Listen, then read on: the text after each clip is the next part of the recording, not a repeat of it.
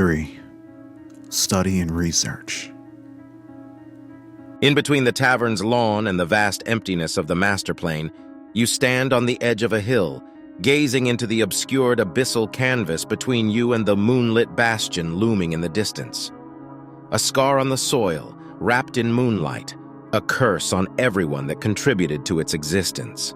Its silent presence stirred a deep unease in your heart, yet your gaze was unflinching, burning with determination and a relentless thirst for knowledge. Shaped by your most recent trial, you were drawn to the sentient fortress, your curiosity piqued despite the dread it inspired. In the spectral glow of the bastion, you saw not only a dark omen, but a challenge, a riddle to be unraveled. It was time a plan take shape, but first, one should know thy enemy. Study and research scenarios. For those who are new here, this is actually our first time getting this event. Which is cool. I was hoping that I'd be able to go through all the events before we're getting repeats, but I left it up to chance. It's fine. But here we go. This is the first time we get a study and research event. This is a scenario designed so that my character and randomly selected other characters combine our efforts and knowledge to study and research existing subjects for new ways to exploit resources and expand what we know. So it's pretty much to build on lore and learn about the things that we've encountered so far that need to be learned. It allows me to engage with other characters as well, and so that we can view the game world through each of our lenses, through each of our perspectives, to uncover new information and advance our progression as a collective, more so, surviving the master plane. Okay, so the way this is going to work is I'm going to choose something that I have, whether it be a resource or a topic. I'm going to suggest what I think the topic of our attention should be. What should we study? What should we research? And then I'm going to roll to see if the other NPCs agree that that is something we should look into. And that's going to be based off of the characters and their personalities. We're going to take that into consideration to determine if they agree that this is something we'll look into. And if not, we'll roll randomly on the table to see what it is that they want to research instead. Now, currently on the table, we don't have much, and that's okay, and that's perfect because we need to nail these things out before we add any more, ideally.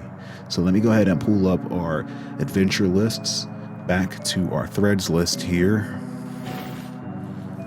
So currently we have the Moonlit Bastion Mystery. The Moonlit Bastion Mystery was when the first time I went to the Moonlit Bastion, I discovered from a note that I read that creature, the living stone creature, seemed to be guarding something that was up in the rafters, up high in the tower that I couldn't reach. I couldn't see what was up there. It was too dark. But there was something that it seemed to be guarding. Is that at all related to what's going on with the Moonlit Bastion now? I don't think so. But it could be. But that's why it's still a mystery. And is it maybe too late to even look into that? No, it's never too late, but we have a bigger problem here, and we'll get to that. The next topic is the infested tavern cellar. We know that the tavern cellar is infested with growling filth. Growling filth are very dangerous because they are very toxic and poisonous to the touch. I managed to get out of there because I'm the journeyman. I'm a beast. But I managed to get out, but we didn't expect there to be anything down there. I went and retrieved what I retrieved, and it turns out that there is a major infestation. There's a lot of them down there, and that's a problem. Luckily, they're afraid of light, but it's a problem because we're living on top of these things. That's something that we could probably look into and study and research and figure out how to approach that. And then last but not least, and more recent, the hate-imbued living stone, another spawn of the Moonlit Bastion. Living stone are sentient manifestations of stone that are born of the Moonlit Bastion. And this particular hate-imbued living stone is something that was spawned from the hatred in our hearts. It is literally the child, a spawn of all of our characters that were involved in that scenario, and it's going to be a problem, especially because it's so damn close to where we are. It is adjacent to us on the map, and that matters, especially when you take into consideration what bad could go wrong. Oh, well, it's probably the freaking Moonlit Bastion that is possessed nearby. But yes, this creature is an amalgamation of a lot of things from our pasts, and it seems to, we don't know anything about it, and we won't know anything about it until we encounter it or learn more about it by way of study and research with what we can, so it's good. With that said, I, the journeyman, think that we should learn more about that. But let's figure out what other additional characters are involved with this particular scenario. 1, 2, 1, and 3. I'm going to re-roll this. 4. Lysdrea and Artorias. The air was thick with anticipation as the journeyman stood on the crest of the hill, lost in a brooding gaze toward the moonlit bastion. From behind, the soft rhythmic crunch of boots on dirt signaled the arrival of Lysdrea. With a predator's grace, she moved to his side, her gaze not on him but on the vast expanse of the master plane that lay before them. Her voice, low yet clear, cut through the silence, carrying an echo of the previous night's unfortunate events. A suggestion, simple yet shrewd, floated in the air, to map the unlearned, expand their understanding, to get wise before the master plane could once again have its cruel way with them. On the journeyman's other side, the ground trembled gently under the heavy footfalls of the approaching Artorias, the leper knight. His hulking form seemed to carry the weight of the world, yet his spirit was unbroken. Artorias, a stalwart bulwark against despair, lent his voice to Lysdrea's proposal. His words, solemn and sincere, underscored the urgency of their mission. The journeyman's gaze shifted between his two companions, the weight of their words sinking into him. A silent nod sealed their pact, a mutual agreement that was as resolute as the hill they stood on. With the master plane stretching out before them, they prepared to confront the mysteries of this unforgiving void. Today, they would seek to grasp their reality in this enigmatic abyss. What is Lysdrea proposing we look into and study and research? By taking into consideration the character's personality, past events that happened with the character thus far, and what they're good at, their abilities, and so on and so forth, we're going to ask the character what it is that they suggest we look into. And we're going to use the character motivations tables, the mythic character motivations tables, and we're going to interpret those motivations to kind of to figure out which of the topics on the threads list is something that they're interested in. I am using the new Mythic app that is downloadable on Android. I'm not sure if it's on iOS yet, it may be. But the Mythic app is amazing, has all the tables that I need. And as I said, we're going to roll on the character motivations table. Let's get it. Character motivations for Lysdrea. I ask Lysdrea. We're all at the table, me, Lysdrea, and Artorias, rolling on the character motivations table. Deceive, diminish. Deceive, diminish. I think that she actually is talking about the hatred-imbued living stone at the Bastion that we are dealing with. We were deceived into creating this thing. And we need to diminish it. We need to take care of it. We need to remove this abomination. Is what I'm interpreting. In the hush of your looming presence, Lysdrea peers up at you, then back toward the expanse, and with composed cunning spoke. Her words flowed with a tranquil rhythm, each syllable laced with the cold steel of resolve. A manifestation born of your wrath, Cunning enough to deceive, strong enough to use your own hatred against you all, she mused, her tone carrying a devious edge. An powerful entity indeed.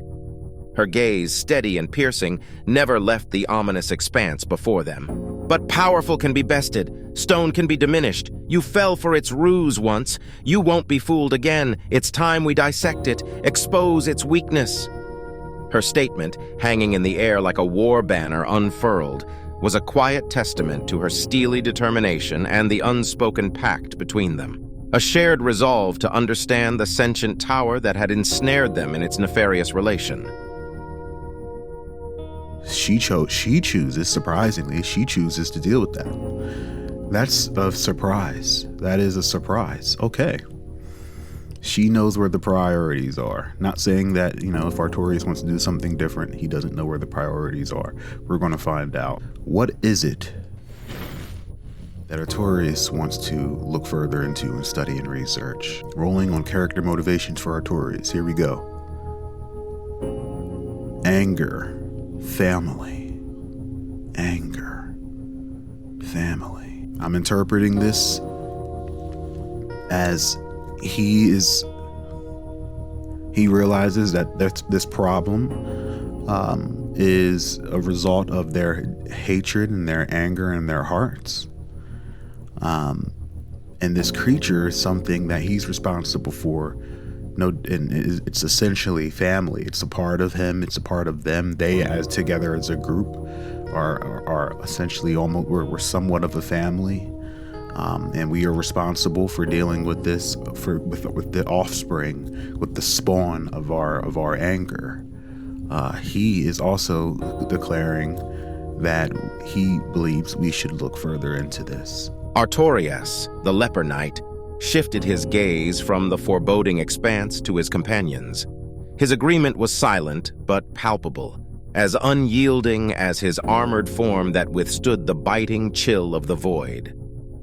In its twisted existence, we see the mirror of our own wrath, he began, his voice a gentle rumble that resonated with humble wisdom. Spawned from the depths of our darkest emotions, it stands as a testament to our fallibility, our shared responsibility. His eyes, shadowed beneath the rim of his steel mask, held an almost sorrowful light. Its existence is interwoven with ours, a reflection of our darkest selves. As long as it lives, we are reminded of our shared guilt, our shared responsibility. His monologue, delivered with a calm serenity that belied the strength of his conviction, was a solemn reminder of their shared burden. It was a pledge, not just to face their foe, but to learn of the darker shades of their own nature that had given it life. Now, each of us, one at a time, are going to take our highest ranking skill, or whichever skill we want. I'm going to use one of my skills and use that as a knowledge check. Meaning that everything about that skill, as it relates to the creature, I am going to apply that knowledge as best as I can. And this is to build lore. So there is no right or wrong. What we create is now part of this creature's lore, and as is everything that we build and study and use research to increase our knowledge of it. It's going to be based off of our skill and as it relates to the skill, and we'll bend it as best as we can. It's all a benefit because it's knowledge of the creature. I think it would benefit the greater group if I used my manifestation and use this opportunity to seek knowledge from my manifestation to learn more about the general knowledge of this creature. So I am going to roll my above average manifestation. With an above average manifestation skill, my ability to commune with this manifestation, which you're not imagining this. I don't know much about this manifestation, and maybe I should start conveying that a bit more. But this thing is still a mystery to me. I'm hoping for an episode, an event where I can channel and hone into that more to figure out more about this thing. But in the meantime, this creature which doesn't even have a name, gives me information and teaches and has been guiding me and giving me warnings, and it's been helping me, and I don't know why, and it will continue not to until we get further into that. But I'm going to utilize and leverage this manifestation once more with an above average rank. I'm going to say the difficulty of the skill challenge of this knowledge check. This is something that we barely saw. We were in a dream state. However, Maven and Verdane filled us in on what this thing is. So it's not going to be too difficult. I'm going to say the difficulty is going to be above average, specifically for me. Whereas maybe for Maven and his occult knowledge, it would be lower. But for me, I'm going to say the difficulty of this, really through my manifestation. My manifestation even knew about it. So actually, I'm going to say the difficulty based off of that would more so give me a boost. So we're going to set a static difficulty for this thing, this abomination and the topic of it. We're going to set that to high. We're going to set that to high, down to likely. Your entity emerged from its darkened refuge. It was an odd companion, your communication a delicate dance of patience and understanding. It was a dance you were still learning, your steps hesitant and unsteady. Slowly, with a persistence born of necessity, you pose your question. Your voice, though steady, echoed with the weight of their shared predicament. Gesturing towards the south, where the ominous structure of Livingstone stood, a monolith of their collective hatred. The entity's eyes flared, the glow intensifying as if a fire had been stoked within. It seemed to ponder your question, the silence stretching between them. Holding your breath, you watch as the entity's glowing eyes flickered, hope hanging on the edge of its response. Am I able to tap into my manifestation guide to get more information about this creature that we saw in our dreams that we know is living over there in that damn cursed tower? Odds set to likely. I need anything under a 65.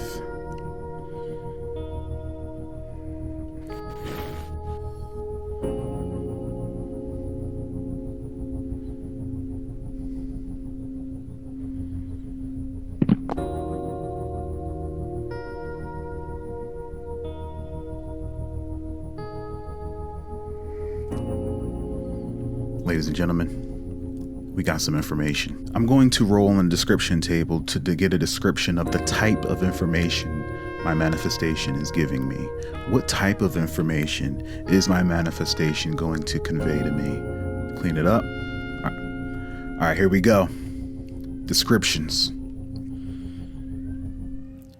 Threateningly heavy information.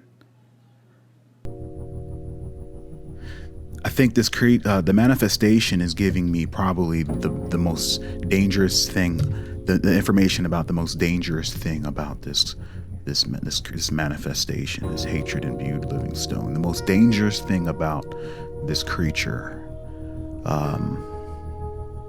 For that, I'm going to roll on plot twists. I think that will be a fun thing to interpret into what is the most dangerous thing about this creature. Let's roll plot twists. What is the most dangerous thing about this creature? Death, harm. So there's something about this creature that will kill and cause harm. We know that, but it's even more so for this creature. And with that, I'm going to roll on the creature description, the creature ability table to see what is it about this creature that is going and can cause death and harm. Creature ability. arrive/suppress. I'm interpreting this as this creature is always arriving. It's always growing and growing closer, meaning it's always going to be difficult. It's always going to be overbearing when it arrives, which is why we need to take care of it sooner than later, because it's probably growing stronger, is how I'm going to interpret that. This is a very dire situation. So, in combination with death and harm, that is the ultimate consequence. And it's going to happen. And when it does come, it's going to be overbearing and challenging when it arrives, because it's getting stronger and stronger. The entity's eyes burned with a cold, ethereal light as it began to relay its knowledge. The words it communicated resonated deep within you, echoing like a solemn drumbeat. Like a malignancy, the hatred-imbued living stone grows outward, growing in malice and expanding the proximity of its curse. Its existence an insatiable hunger for power and dominance that threatened to infest the region with life-siphoning monstrosities. The entity's revelation painted a bleak picture, a vision of inevitable doom inching closer with each passing moment. It was a cancer, ceaseless and cruel, promising nothing but death and despair. The living stone was not just a symbol of their past mistakes, but an ever-present threat, a reminder of the dire consequences should they fail to halt its inexorable march. How exactly does this thing cause harm and death? Is my manifestation able to elaborate on that? I'm going to say very likely it can elaborate on that.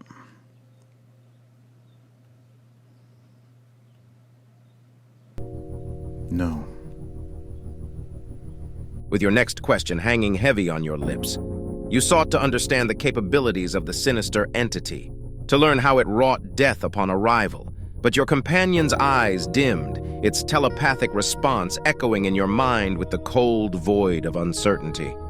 It knew not the specifics, the tangible horrors that the living stone could unleash. Its knowledge was as limited as yours, its insight confined only to what the creature was spawned from. I look over there. Does it seem like the tower itself is already growing? Has it gotten bigger since last night? I'm gonna say likely.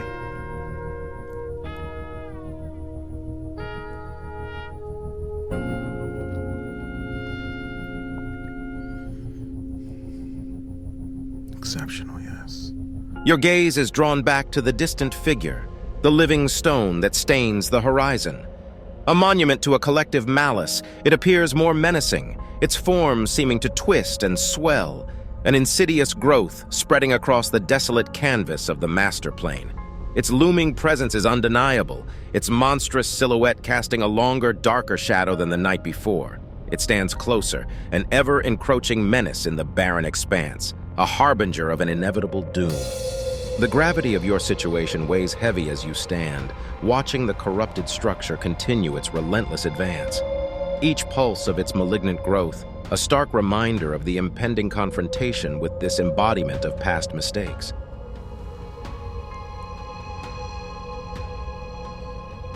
Okay.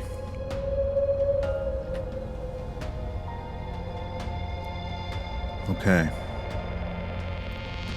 What is Lisdrea able to learn? We're going to roll a D3 to see which skill she's using for the knowledge check. 2. So she's going to be using her high rank of climbing knowledge. Climbing knowledge. High versus high. There's no gap. I'm going to say the odds of her getting more information in regards to climbing, having not been there.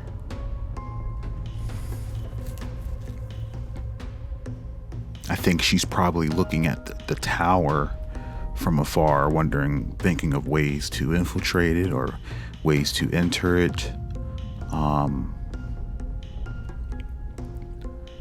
I'm going to say it's very likely she can get some information in regards to climbing just because of where she is and seeing the tower from where she is. I'm going to say the odds are very likely. Climbing knowledge check in regards to the Bastion, and anything in regards to climbing. Infiltrating it, so on and so forth. Very likely. Anything under 75.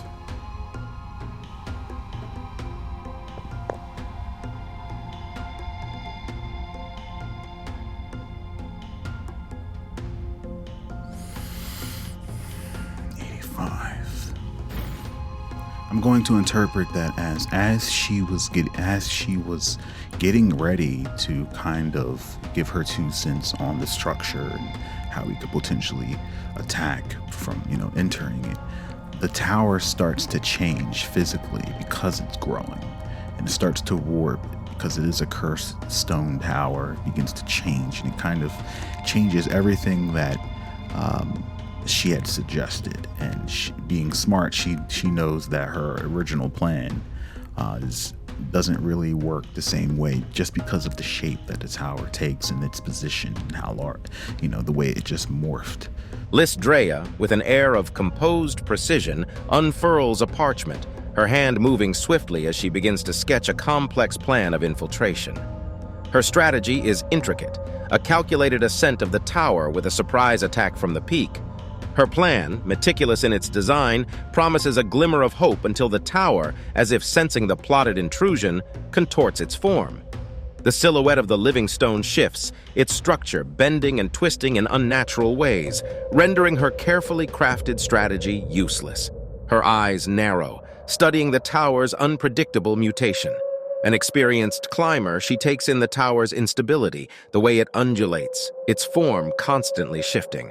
Climbing it would be like scaling a serpent, she muses, her voice carrying the weight of her assessment. Unpredictable, dangerous, our plans must adapt to its whims, not the other way around. Her conclusion, born of experience and sharp intuition, underscores the need for flexibility and caution. This was not an enemy they could outmaneuver with a static plan, but one that required their strategies to be as adaptable and unpredictable as the tower itself.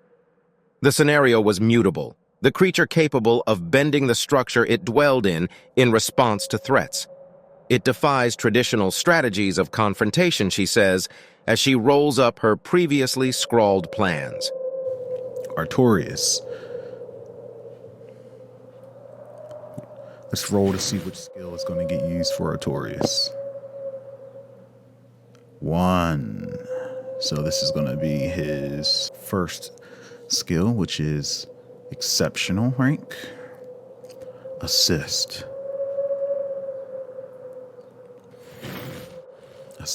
skill. Artorias is going to use his assist skill to see how he'll be able to lend a hand, whatever that may be. So with an exceptional rank, exceptional versus high. So that's 1. He's getting a +1 because he's 1 rank higher than high. So the odds, I'm going to say, are probably nearly certain. We'll say nearly certain. I'm going to utilize the Mythic app for this last die roll, and probably will going forward. I just like how fast the Mythic app is. I like the dice rolling, but it's a lot of time to set up. So there's a lot that goes into that, just a lot of extra clicks. I'm going to utilize the app for all of the rolls going forward until I change my mind again. So for Artorias, he's using his exceptionally ranked assist knowledge. So I'm going to say the odds are near certain. So anything under an 85 is a yes. is Artorias able to use his assist knowledge to figure out how he's able to assist in getting information for us. Exceptional, yes. I'm going to interpret this as, because Artorias is strong, diligent, and specifically humble, he understands, based off of what Verdane and Maven told him, that this creature's power is derived from the hatred in his heart and our hearts. Because he is so humble, he is assisting in a way that none of us will be able to assist, because he's able to cancel his hatred, or at least try to, more so than we can. You know, it's in his nature to be humble, and in a way that will inadvertently weaken this creature, right? So, therefore, we discover that that's a viable tactic, is to try to, when we do go after this thing, we have to make sure that our characters are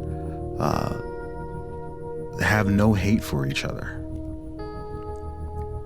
He discovers that we'll have a better chance at beating this thing if we learn to love each other more than we ever have, and that's going to help us. That's going to give us a bonus. So we learn that having no hatred in the heart for each other will be beneficial to the objective. Artorias, the leper knight, speaks up. His voice resonates with an uncanny calm, born of a deep understanding. He shares his intimate experience with the entity, its invasive tendrils seeping into his heart and mind. True power, he muses, lies not in our blades or arrows, but in our hearts. This creature, it feeds on our hatred, our anger. It seizes upon our flaws, our biases, turning them against us. His steel mask, scathed by past battles, gleam with newfound clarity. In my heart I found its deception. In my heart I found its strength. And in my heart I found the means to diminish its power. He takes a breath, his gaze drifting across each of his companions. It is a parasite, thriving on our emotional discord. Yet when I quelled the hatred within me, when I accepted my flaws, its influence waned. His words hang in the air, a beacon of hope in the face of despair. We are not separate, but parts of a whole. Our unity, our acceptance of each other's imperfections can be our greatest weapon against this creature, for it is in the heart, not the sword, where we shall find our victory. All right, so just to recap, we learned that this creature, the hatred, this hate-imbued living stone, will arrive. It's a matter of when, not if, and it's getting stronger in between then and now, between now and then, and it will naturally be overwhelmingly powerful by the time it arrives, which is why we need to get to it first. We need to go to it before it gets any stronger. We also learned that it's spreading fast. It's spreading fast. And I'm going to say that each day that goes by,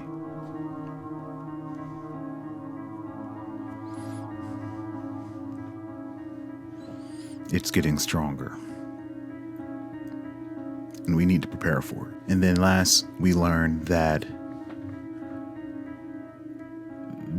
probably the only way we are going to stand a chance is by not having hate in each other's hearts, because it is empowered by hate. It is empowered by hate. Okay, for those in the audience,